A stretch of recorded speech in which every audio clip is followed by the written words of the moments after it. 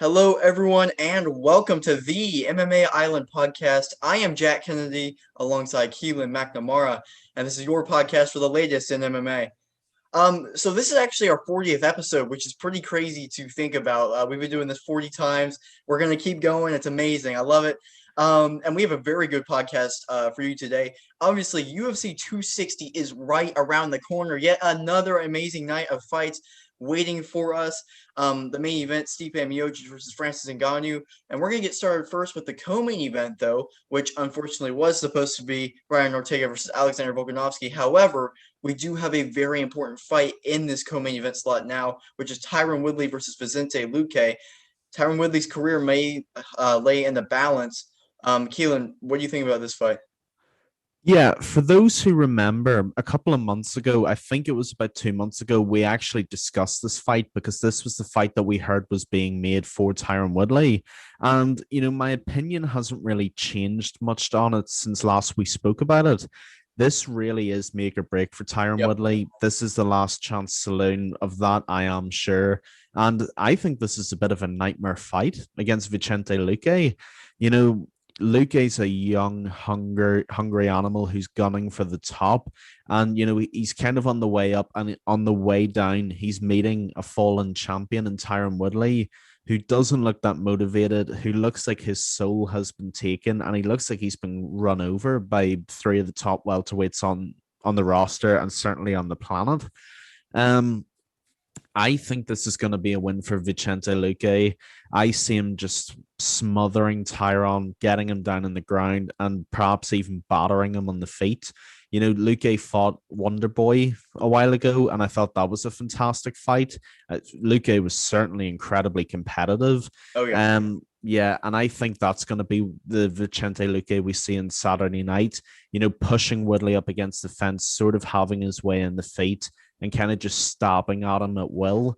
And this is no disrespect to Tyron Woodley. The man's a former welterweight gold strap holder. And I think statistically, outside of George St. Pierre, he's the most dominant welterweight in history. I could be wrong, but he's certainly up He's there. up there. Yeah. Yeah, he's definitely top five of that, I am sure. I think this will be his final fight. And it's certainly not that I want to see him go. I don't like criticizing fighters because it is, of course, such a dangerous job that they go in and they do it for us. Yep. But in thinking about this fight and certainly in analyzing it, there's been not a single thread of evidence through any of his last three fights to suggest we're going to see anything different.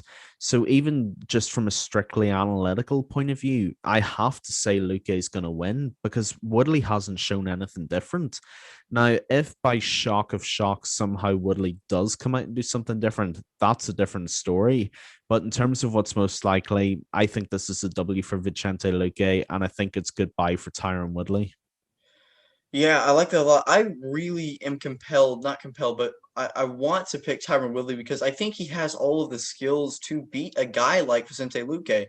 But I can't. I just can't bring myself to do it because what have we seen in his last three fights? He's gone all 5 rounds every single time. He's lost 15 rounds in a row. 15 rounds he's lost in a row. And it wasn't like those were close rounds either. Every single round was dominant, arguably 10-8. You can't say that for many people. And he was fighting the best of the best. I mean, he lost the belt to Kamaru Usman, took time off, then fought Gilbert Burns, who's still very tough. Everybody's going to be overlooking him because he lost to Kamaru Usman. Kamaru Usman's dominant right now. And then he fought Colby Covington. We all know how good Colby Covington is. The real shocking thing for me was that in that Colby Covington fight and why I can't bring myself to pick him against Vicente Luque is if you can't bring yourself to throw against a guy that you despise as much as you despise Colby Covington, what is going to bring you to throw against anybody? And Yes. and I didn't see that. I don't see that motivation, that fire. And honestly, I do believe he's training very hard, and I do believe his head is still in it. But I feel like when he gets out there, since he lost the belt, there's just a little bit of doubt in Tyron Woodley's mind, just a little bit. And that doubt plays, you can see it in the fight. He's just so hesitant to throw anything because he doesn't want to either get taken down or get punched on the feet. We've seen him drop multiple times over these past fights. He seems very hesitant to me and just really unwilling to engage since he lost the belt. It's a real shame because he has some of the best skills we've seen in that division. I just feel like I don't think he can bring it to himself to go out there and be the old Tyron Woodley. Whenever he was the dominant champ, I mean, he was able to fight off the back foot and make guys come to him. Now that he's the contender, he has to do the opposite of that, and it's hard to reignite that when you're trying to go back up. And I just don't think he has it. So yeah, I think Vicente Luque, and the other part of this is how good is Vicente Luque? He's a very good fighter that's flying under the radar. No one's going to be talking about him in this fight. Everybody's going to be talking about Tyron Woodley because of the implications of this fight. Because I completely agree with you. If he loses this, you would have to argue for him not to be cut from the UFC. With the division and everything on the line, especially the way he loses. If he loses bad, like he's lost the past 3 times and doesn't really throw or anything, that's probably his time's up.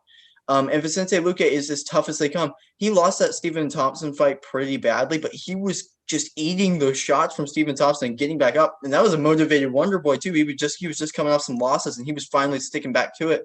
He is very good. Flies under the radars, coming off a couple wins. Look for him to be aggressive in this fight. And Tyron Woodley, if he's fighting off the back foot, it's going to be a long night for him.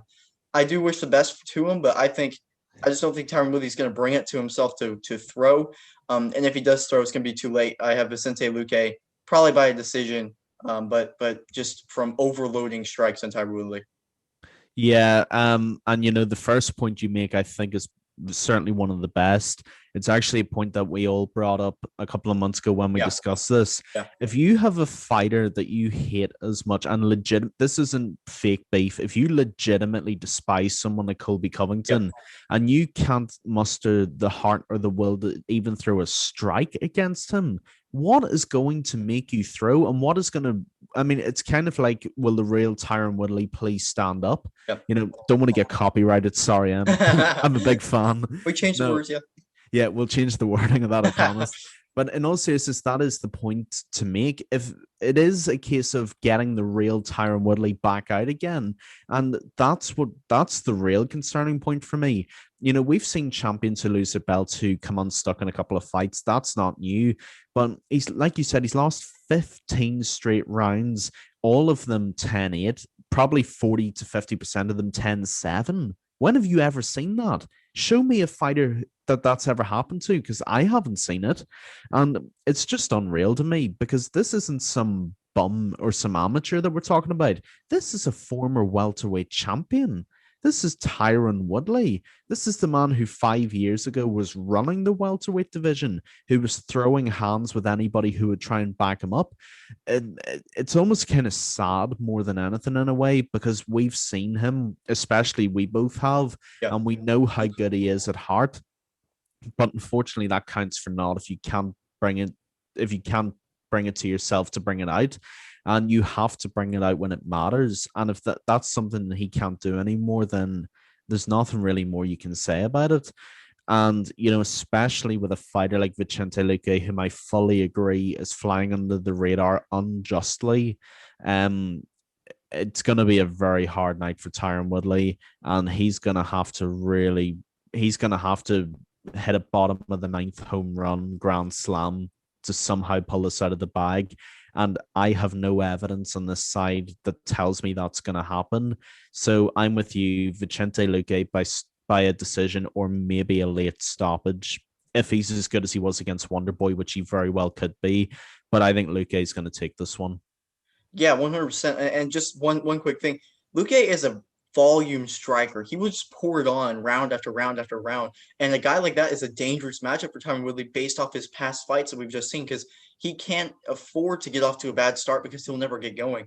And if he does throw and land one, most people will get knocked out cold from a Tyron Woodley shot. Vicente Luque has one of the toughest chins in that division. Yeah. I don't think if you throw one Hail Mary shot at the end of the fight in the third round, you're going to knock him out cold. Maybe you'll steal the round with a drop or something, but I don't think you're going to be able to get that finish against a guy like Vicente Luque in the third round. So if he gets off to a slow start, it's going to be a long night for him, is my prediction. Tyron Woodley has to start fast. He has to be urgent. He needs to be going from the get-go, or else if he just eats and takes punishment the entire fight and tries to land one, even if he does land one, I don't think he's going to win the fight. Tyron Woodley has to win that first round. I Yes, mean, it's not agreed. even that he has to win, he has to not lose. He's Yes. got to go out and show something. That first round is going to tell us everything about Tyron Woodley. It's going to tell us if it's the same Woodley from the last three fights or if somehow it's a new Tyron Woodley making a last stand. But if Tyron comes out again and doesn't throw a shot and he gets swept under by the volume striking of Vicente Luque, he might as well pack up the stool and go Yep. home because Luke is just going to dominate like everybody else has. Yeah, completely agree. And that's a great co-main event. Now we go on to the main event of the evening, and man, is it a good one. Heavyweight's been so good in these past years. It's amazing. The divisions looked as good as ever. Stipe Miocic, the undisputed greatest of all time, heavyweight, is defending his belt again against Francis Ngannou. And what more can you say about that guy? Is literally trucking through everyone with not even worrying about anything. Obviously, his first, and I mean, technically he's lost two, but his first real loss was against Stipe in a very dominant fashion. Great rematch. Keelan, who do you think wins it? Whoa, what a fight. This is gonna be monumental. Oh yeah. You've got the boogeyman of heavyweight and Francis Ngannou, the guy nobody wants to face against the greatest heavyweight in the UFC's history, no doubt. My guy Stipe Miocic, a guy who gets nothing close to the respect that he deserves. You know, it's just going to be such a good fight. And I've tried, like every fight that we watch, I've tried to play this out in as many possibilities and outcomes as I can, but I can't see anything but a repeat of the first fight. I really can't. Stipe is one of the best wrestlers in that division, and he's the best pure boxer in that division. So all really he's got to do is ride out the first round, and he's probably going to start implementing his wrestling game again because it takes years and years and years, probably from you're a child, to be as good of a wrestler as someone like Stipe Miocic or Daniel Cormier or Cain Velasquez. Ngannou is not a wrestler. Ngannou is a boxer who has to land a power shot to knock you out. He can't box with you technically, and he can't wrestle with you. So it sounds kind of controversial, and it certainly sounded controversial leading up to the first fight. But I think Ngannou's more of an ideal opponent for Stipe than people give him credit for. And what I mean by that also is this. Look at I think it was his last fight was Jairzinho Rosenstrike. And people said, oh, Ngannou's back. Look at the knockout. Look at everything else. Actually break down the knockout. Break down the sequence that leads to I believe it's an overhand right on Rosenstrike Oh, who against the knows? It was cage. just a Yeah. It was a whirlwind of power and Ford Escort walk power. I can't forward. remember. Yeah. Yeah, it was just a big tornado of Ngannou, basically. Yeah. But if you look at the sequence leading to Ngannou's knockout of Rosenstrike, and this is no disrespect to Francis Ngannou, as I've said hundreds of times, legal disclaimer, I want to be in the next continent if he's got an argument with somebody. I want nothing to do with his power. But if you look at the sequence leading up to the knockout, right? Look at the shots that are thrown and look at the angles they're thrown from. It's not like it's a crisp, right hook or a crisp left uppercut. They're wild punches, and Rosenstrike just couldn't or wouldn't get out of the way.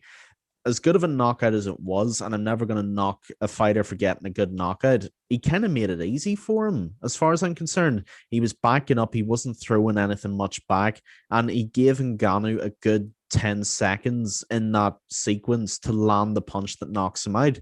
Stipe is not going to be there to get knocked out. He showed this in the first fight. The only real punch he took in 5 rounds was one hook, or maybe one hook and a jab, and that was it. Stipe is going to get out of the way, and Ngannou's going to be on his back before he realizes it. And I don't need to tell everybody how the first fight went. I don't think he got off his back once on his own merit. Stipe kept him down, made a statement, absolutely dominated him. And like with Tyron Woodley and Vicente Luque, I've seen no evidence that tells me something different's going to happen. It's not as if we've seen Ngannou wrestle since the last fight, and we can say, oh, his takedown defense is better, or he's gotten to his back, and we can say, oh, his get-up game's better. I've seen nothing that tells me Ngannou's going to bring anything different to this fight. And like the last fight, because I know Ngannou's opened as a betting favorite in Vegas, Miocic is getting disrespected again. When are people gonna learn their lesson? Stipe is just so disrespected and so underrated. And I think he's going to get another dominant decision win and maybe even a late knockout this time to put the exclamation mark on it. Everything you just said was 100% true. But I will say this, Francis Ngannou has otherworldly power. Oh, Seriously. It's measured in the UFC Apex as he's the hardest hitting human on the planet. It's unreal. All it takes is one. And my thing is, can Stipe, after all of the wars he's just had with Daniel Cormier and all the fights before that, can he survive getting hit one time from Francis Ngannou? If he lands somewhat clean, even if he just grazes him, will he be able to stand up? Now, everything you said is 100% true. And his fight against Jairzinho Rosenstruck, he did not care. He didn't even care if he got hit. He walked forward in a tornado and just landed one shot and knocked him out cold. Um, that sequence has taken place 3 or 4 times in that Stipe fight, and Stipe is always on the run. So as soon as that happens, misses one, ducks, runs out of the way. Um, but that being said, it just takes one. It takes one shot to land clean. And I don't know if Stipe's chin is what it was. I'm nervous for him. Obviously, I love Stipe. I love both of these guys. They're both such fun fighters to watch, and also they're good people outside the octagon as well. definitely. Obviously, we know Francis Ngannou's come up story, and Stipe was and still is a firefighter, taking care of people during the pandemic and everything. So two absolute stand-up guys, and they're gonna put on a fight. I know that for sure. I know Francis is there. I do agree with you though 100% about the wrestling thing. He's been training with Kamaru Usman in the wrestling, but there's one thing training and there's another thing whenever you're actually in there. And the only way you can actually be that elite of a wrestler is if you've been doing that your entire life. Like you just said, I was shocked that Stipe was able to wrestle as good as he was against Daniel Cormier. They were about even in the wrestling department, but Stipe has been wrestling for about his entire life. I still think Daniel Cormier has the better wrestling than him, but Stipe is so good at implementing his wrestling with the rest of mixed martial arts that he was able to basically even it out, and it made for a fascinating matchup. I don't think Francis Ngannou will ever have the ability to wrestle or defend the exact takedowns from Stipe Miocic, but I am nervous for Stipe in this fight because I think can he go a whole nother 25 minutes without eating one uppercut, one straight right, one looping punch?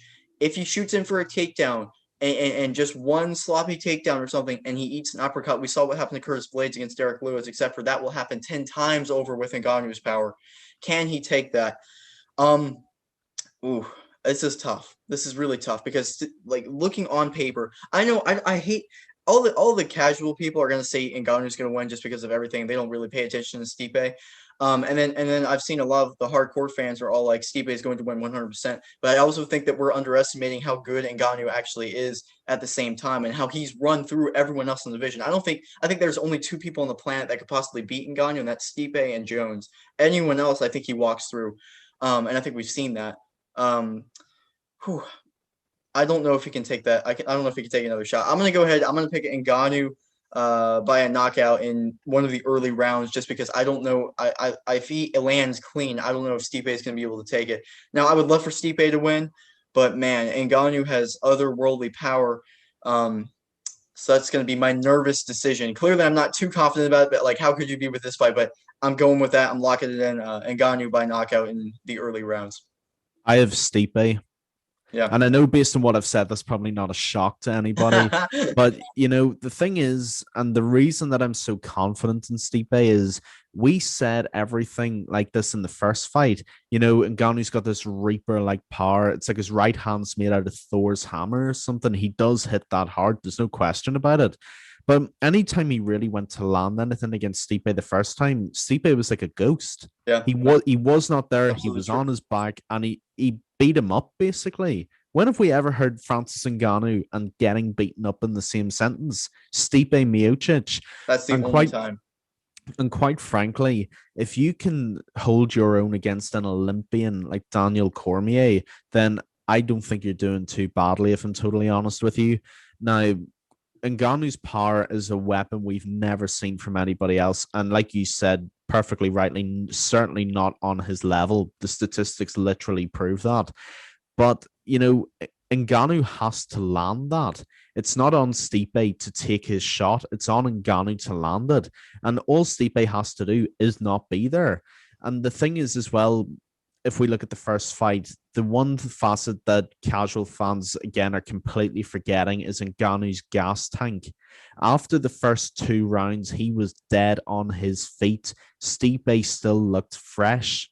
And he's going to have gone through some serious conditioning to be anything close to the stamina Stipe carries, because Ngannou still looks huge to me. He still looks 265. Stipe's big, but Stipe's a lean big. He's built for cardio. He's not built for bodybuilding and showing off. And that's what's going to pay dividends in this fight. I see no evidence that tells me anything different's going to happen. And again, Francis Ngannou's probably going to come out strong in the first round. He's probably going to hunt Stipe down and try and throw that hellacious overhand right. Stipe is a very intelligent fighter, and he's never really got the credit either for how cerebral of a fighter that he is, I don't think. Do you really think Stipe is just going to stand there and let No himself way. get hit? Not a chance. No way. No one would. 5 men wouldn't. Stipe's going to be up against the fence, and Ngannou's going to try and throw that, and Stipe's going to be probably in the next city by the time he throws it. I am in no way saying Stipe should take this lightly, because this is the most dangerous heavyweight test there is. But I simply think his skills are more than good enough to deal with the threat, and he's already proven it. And even after that first fight in Boston a couple of years ago, I said if people still pick, because I knew eventually Francis was going to run through everyone else and end up being the contender again. If people still pick Francis as the favorite, they simply haven't learned their lesson. Now, yours prediction's different because you've analyzed it very intelligently. And on the basis of your prediction, you can reasonably guess that Francis will win if he lands what he does. But all Stipe really has to do is box at range and keep out of his way for the first 2 rounds. As soon as the bell for the third round goes, if it gets that far, the fight pretty much is all Stipe's to do work on. And this is what people keep forgetting. And one day people will put respect on Stipe Miocic's name. So my prediction again is Stipe Miocic by decision or a late stoppage due to ground strikes, to make a statement. Yeah. Because I'll just add this as the final point before we move on. As you remember from the first fight, for pretty much the last 3 rounds, Ngannou was on his back and then he moved to his front. And Stipe could have stopped that fight if he wanted, but he didn't. And why didn't he? He did it to send a message of dominance and for people to put respect on his name again. I personally think this time, if he gets Ngannou on the ground, which all odds point to that he will, I think he will send a message this time and finish the fight. Yeah. So two things you said there, because I love me some Stipe Miocic. Oh, who doesn't? I mean, he's amazing. So the first thing that you were talking about, which is so true, is that he is built and he works so hard with his cardio to where he will not get tired. He went 10 rounds with no 15 rounds with Daniel Cormier. No, he didn't. But he went a lot of rounds with Daniel Cormier. I'm About equating that. 14, Yeah, 13 and a half. something like that. Yeah. And then the third fight, he went 5 hard rounds with Daniel Cormier and kept up, if not outpaced Daniel Cormier for that entire fight. And who So outworks Daniel Cormier? yeah, nobody. So his cardio is unmatched, and that goes back to just their body types. It's not that Francis Ngannou isn't working with his cardio, because I know he's always working with his cardio. He's an elite contender, but his body type is not made for 5 rounds. I mean, look how big the guy is, and I don't really think he could really slender down that much, because that would take away from what his big goal is, which is to land that shot. So I was listening to, I think it was a Joe Rogan podcast with like Max Holloway was on, and it's like Jose Aldo is so good, but he gasses out towards the end of his fights just because of the movement and the way his body type is. Whereas Max Holloway never gasses out because of the way his body type is. It's the same kind of deal here, except for with giants fighting in the octagon. And Stipe Ngannou. So that was a very good point, and that's very true. The other thing is, and we all agree on this, the fact that Stipe is an underdog is ridiculous. Oh, in any fight. I would even say if he was fighting John Jones, he should be the favorite based off of what he's Yeah, done at heavyweight. It's ridiculous that he's the underdog. It's infuriating. it's It's wrong. disrespectful. It's disrespectful, exactly. And you think that's going to hinder his ability to fight? That's going to make him even more motivated going in there. He already beat this guy dominant. One of the most dominant wins we've seen at heavyweight over the scariest dude at heavyweight. He's going to be like, all right, you're underestimating me again. Here we go. Two great points, and just it's going to be a fantastic fight. And I'm just so excited. But that is, you nailed it right there. Those are two things that really go in favor of Stipe right there. Oh, no question. In fact, outside of Cain Velasquez, Stipe's probably got the greatest gas tank of any heavyweight I there's would say ever so. been. I mean, how good do you have to have that kind of gas tank for a giant? No, heavyweights are built to knock each other out within the first 2 rounds or submit each other within the first 2 rounds.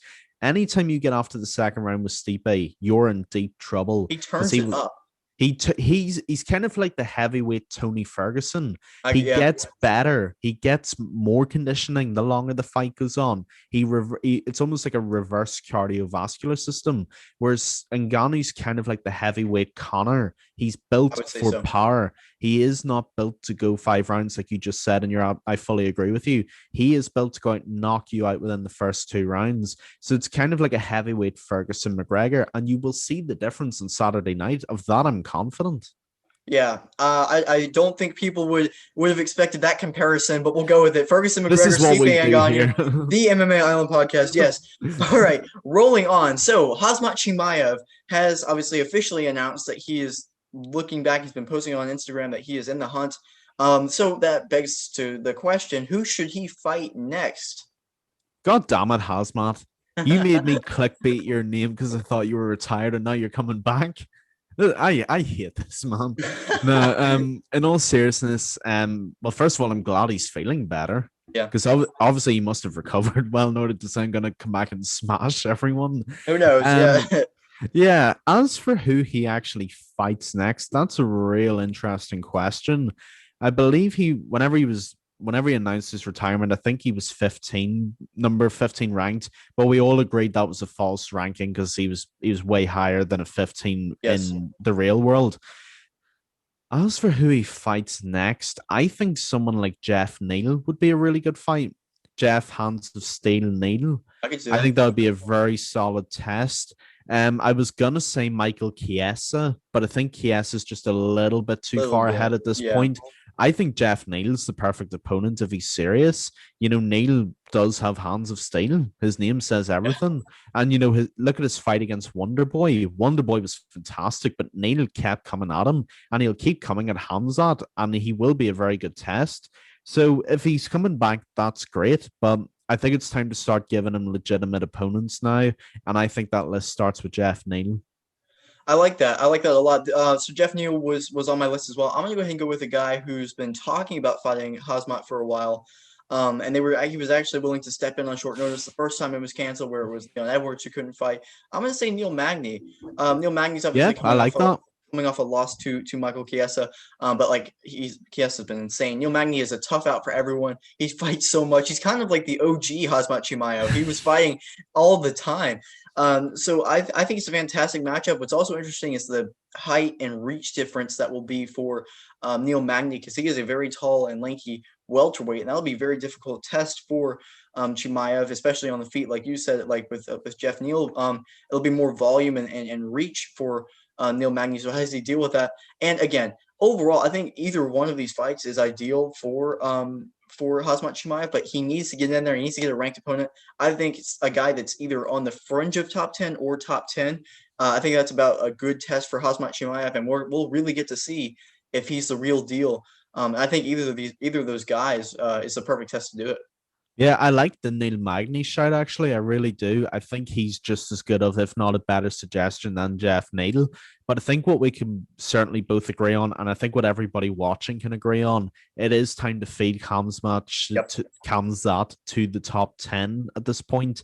Because, he's got a couple of wins, and that's all well and good, but we need to start seeing him against towards the top echelons of the division now. And he's certainly confident enough to take them on. So I think my two-man shortlist is probably the same as yours. Jeff Neal or Neil Magny. Yeah. Completely agree. Rolls right together too. Jeff Neal, Neil Magny. Let's do it.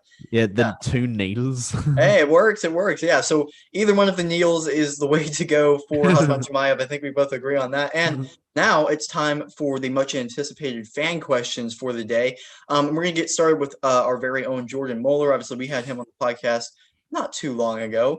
And Jordan asked if Stipe Miocic wins against Ngannou, who should he fight next besides the obvious John Jones?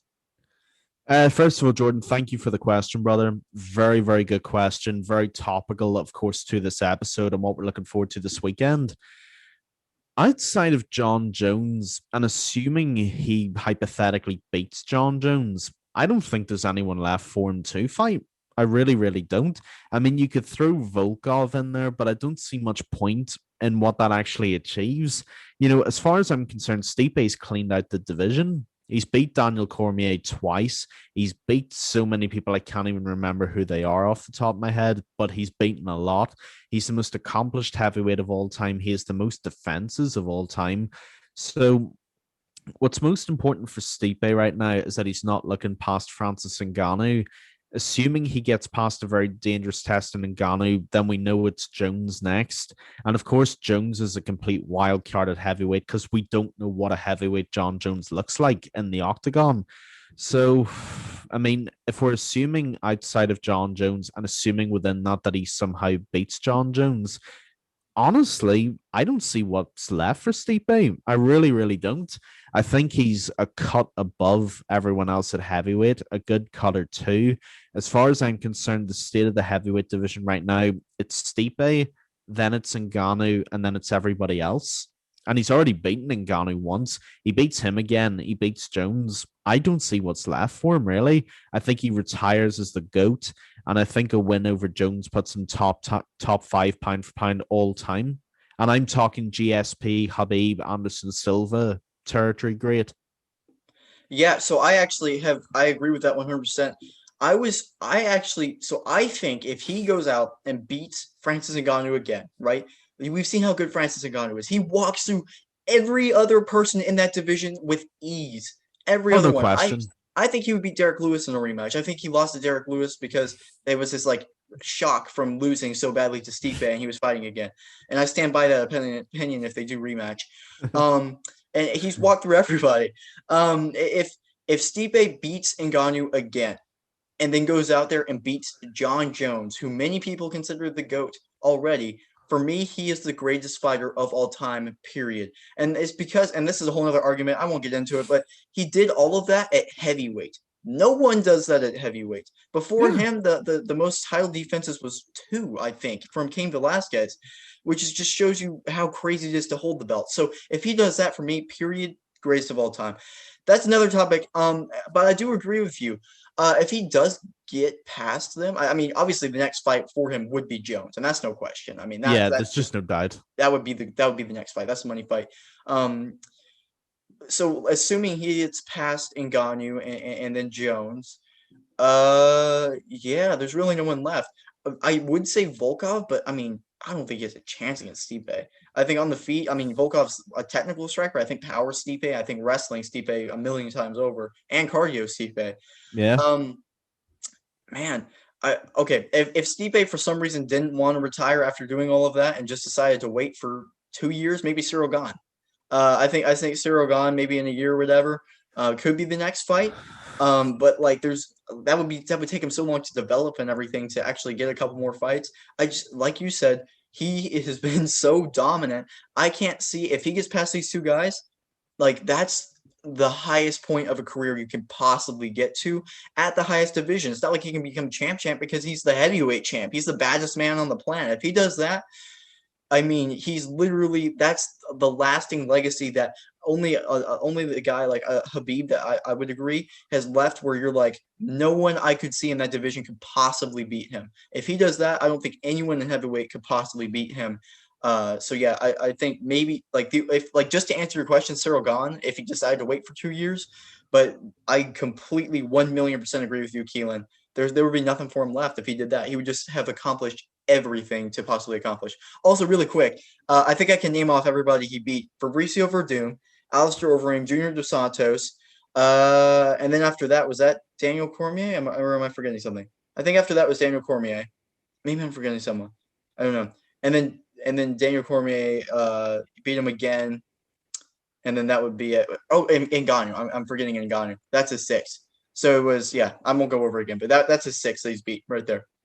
Yeah, I mean, the thing with Stipe is that there's nothing left to say about him. He is the baddest man on the planet, Yep. and he's proven it more times than anybody else ever has. Think of the guys you've just rattled off there. Fabricio Verdum, first guy Out really to cold. ever beat Fedor Emelianenko. That's who Stipe's beaten. Junior Dos Santos, Francis Ngannou, an Olympian, and Daniel Cormier.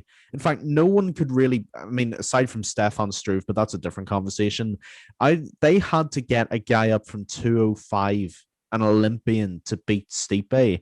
And again, this is no disrespect whatsoever to DC because I love DC, but DC won that fight through somewhat unintentional eye pokes and through dirty boxing off the clinch.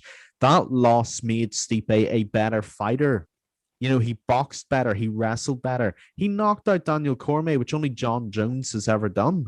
And that's, You well, know, that didn't even really count because he was on performance enhancing drugs when he did that too. What the yeah, heck, man? well, the video says he beat him, but that's a debate for a different Uh, time. I don't want to get into uh, bloody all that stuff right now because I don't want to that get a was for the legal last letter. podcast. Yeah. I don't need a legal letter from Jeff Nowitzki, so I'm gonna keep myself on the side of All right. right All right. this All right. time. Yeah, I just don't think there's anything left for Stipe. And like you said, I think you make a really good point. The only real prospect at heavyweight who's a reasonable chance is Cyril Gain, and he's at minimum 12 months away, probably two. So, no one's going to hold up a division for that long just for one prospect to come along. Truthfully, if he beats Ngannou, he beats Jones, he's probably the greatest fighter to ever exist. And people are going to say, "Oh, but 30-0, 30-0, no losses." We talked about this last week. This is the one thing that I hate about MMA records. People see one or two losses and they think, "Oh, well, that's it. You're not a good fighter anymore." You don't grow without losses. Khabib's the only exception we've ever seen in the UFC. Stipe not only took that loss to an Olympian and a light and a champ, but he came back better and got his belt. And then he actually beat DC in the two different ways you can. He knocked him out and he got a decision over Yep. him. Yep. So there's nothing more for Stipe to prove. His legacy's already secure as far as I'm concerned, but he beats those two. He's the king of kings. Yeah, I completely agree with that. His legacy is definitely already secured. We already know it from beating Daniel Cormier the third time, which, by the way, how impressive is that? He's already the greatest heavyweight of all time. Period. It's not debatable. You can't debate it. He is the greatest heavyweight of all time. If he does those two things, like you said and what I said, you have to have a conversation about him being the greatest of all time. Period. I think he would be the greatest of all time, but people still argue different guys. But he would definitely at least be talked about in that conversation for greatest of all time fighter, for sure. Now, another great fan question. This one's from our very own Mace Martinez. Thank you so much for chiming in. Now, this is from the other side of the spectrum. We saw what would happen if Stipe wins.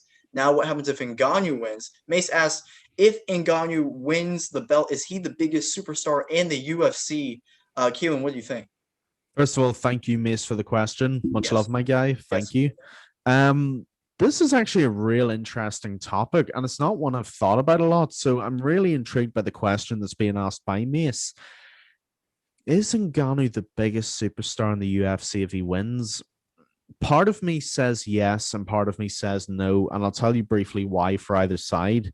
For no, Ngannou already had the hype train once, especially the uppercut knockout of Alistair Oh, Overeem. yeah. That ride to superstardom got completely knocked off the tracks, derailed by Stipe, and I don't feel it's ever gotten back up to the same level since. Plus, the Derek Lewis fight. Well, that's neither here Kind of nor a write there. off. Yeah. He came back. He's beaten a couple of guys. To his credit, he's gotten back on his feet. The problem is, even if he did avenge his loss to Stipe, does that put him in superstardom? I don't think it does. And the reason I think that is this: you're fighting a Stipe who not only beat you once dominantly and exposed your gaping weaknesses once, You're also beating a battle weary Stipe, like you said earlier, a guy who's been through not one, not two, but three wars, brutal Yes, wars with yes, Daniel yes. Cormier. So I mean, to be honest with you, in order to reach superstardom, Ngannou would have to do something dramatic in this fight and then beat John Jones. If neither of those things happens, I really don't see him being the biggest superstar in the UFC. Plus, there's so many superstars in other divisions. You have Israel Adesanya, for example. You've got, well, we don't know who it is at lightweight because Khabib's retired now. You've got Kamaru Usman, and he could be competing for the biggest superstar out of Africa as well. We got to remember there could be three champions from Africa. I think it'll be two still, but if we're assuming it's three, you have Adesanya and Kamaru Usman who already have those spots too. So I'm not saying he's not capable of it because he certainly is.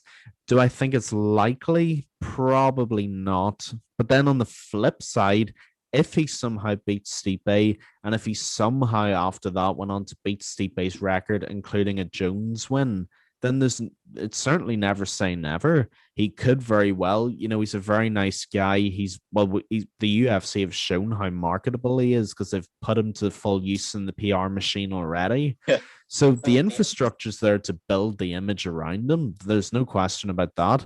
But he's got to back it up by getting the title and beating the guys at the top. And so far, he has done neither. So this is sort of my conclusion to Mace's question. Is he capable of being the biggest star in the UFC? Yeah, he is. He's young, he's big, he's strong. He's kind of doing his perfect strongman image as well, quite similar to Vince McMahon in WWE, that kind of image that they could build Yeah. around. Will he be the biggest star? That's a different question. At this point, I'm leaning towards no, but there's room to come back up for sure. Yeah, I like that. I like that. I was kind of thinking along the same lines. If he wins, will he currently be the biggest star? No. I mean, look at and some other guys you mentioned that aren't even champions. I mean, Connor, obviously, and Jorge Masvidal as well is another one. And they're all one thing that I think that Francis Ngannou, what is so special about him is that he does not talk that much. He's a very nice and reserved guy, but the biggest superstars in the UFC are very big trash talkers, and Yeah. the UFC is able to build up those guys through their performance and their trash talk. Now, Ngannou is a guy where if he just keeps winning, he won't need to trash talk because every single win he's knocking guys out cold left and right. Like that's what you want to see. That's the type of guy you want to build the company around.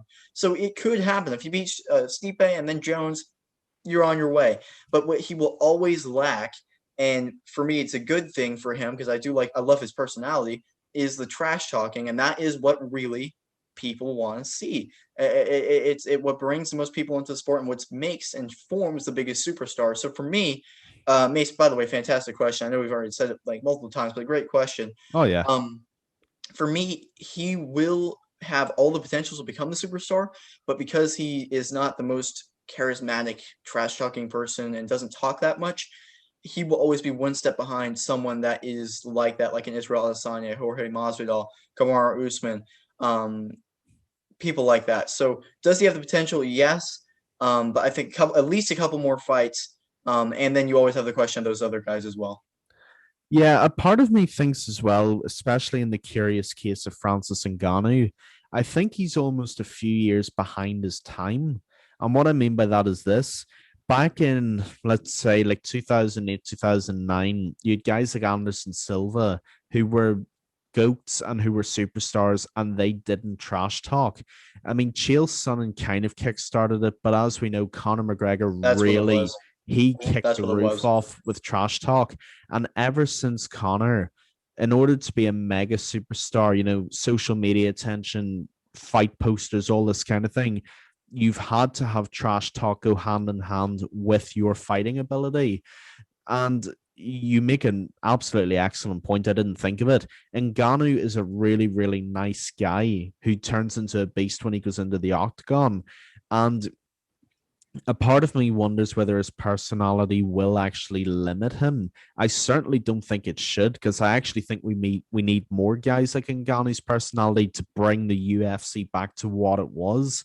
But unfortunately, 2021 UFC is trash talking, and you get title opportunities, and you get superstardom, Yes. and you Yes. get posters and opportunities and primetime TV and all this kind of thing.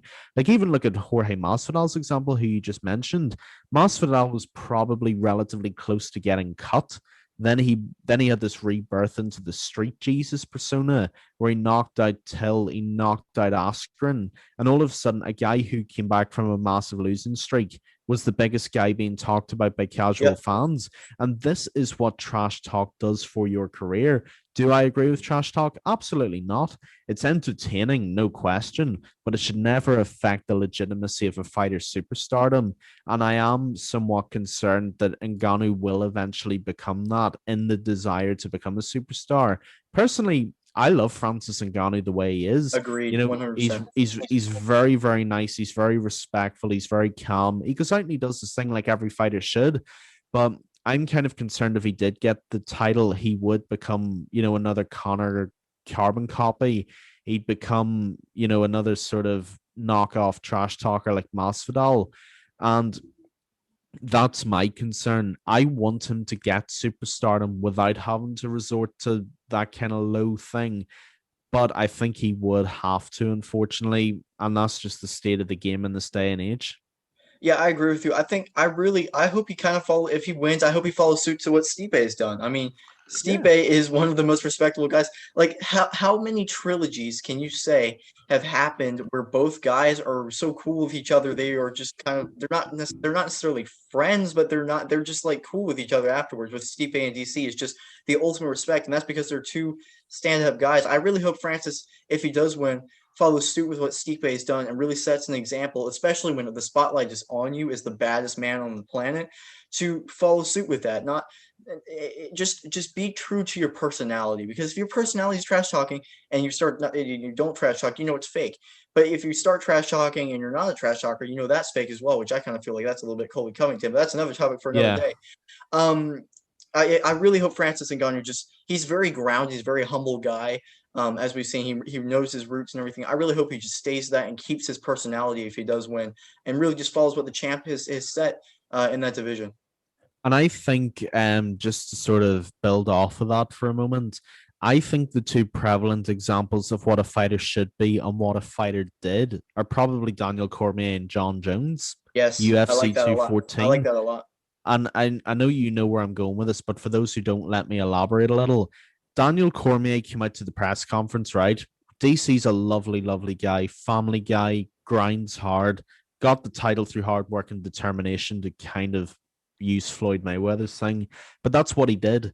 And he got booed out of the building that day. And then John Jones, whom as much as I love John Jones and I've loved his rise, has done some pretty horrible things outside of the octagon. He's had his title stripped more times than I can count. He's been banned. He's failed multiple drugs tests. And yet the new fans are like, oh, Jones, like clapping him and everything else. And that's the contrast. If you need two fighters to personify what we're talking about, go back and watch that press conference and you'll see exactly what we mean. It's like, I think DC even said it at one point. This guy's been out for a year. He's failed drugs tests. He's done whatever he did in his car, and yet you still cheer him. And it is wrong, and I don't want to see fighters having to become that because, as we know, mixed martial arts was always about respect and being the best. It was never about who is the best mouth and who can talk their way into title opportunities. And that's the example to watch. And it's certainly the example I hope Ngannou doesn't become. You nailed it right there. I mean, I was thinking of other examples. I think that's the one that just is perfect. I was thinking maybe Connor Habib, but the circumstances for that were totally different.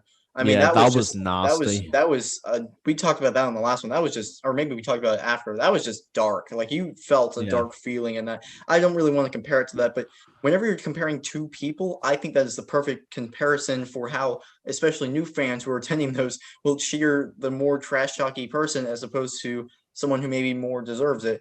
But hey, That's fine. I completely agree with that. And I think that'll do it for this podcast, actually. This was fantastic. Great podcast. Some great questions, Jordan and Mace. Thank you so much. Thank you, everyone, again, so much for listening. We love doing it. Make sure to go ahead and like and subscribe on YouTube. Listen on iTunes, Spotify, anywhere you can listen to a podcast. We are there. Please be sure to go ahead and follow us on Instagram at MMA.island and check out our website, MMAisland.net. Thank you guys again so much for listening. Amazing podcast, Keelan. Yeah, thank you, Jack. Thank you, Mace and Jordan, for the questions. And more importantly, thank you, everybody, for watching and listening. Like Yes, Jack said, we love doing this. absolutely. Absolutely.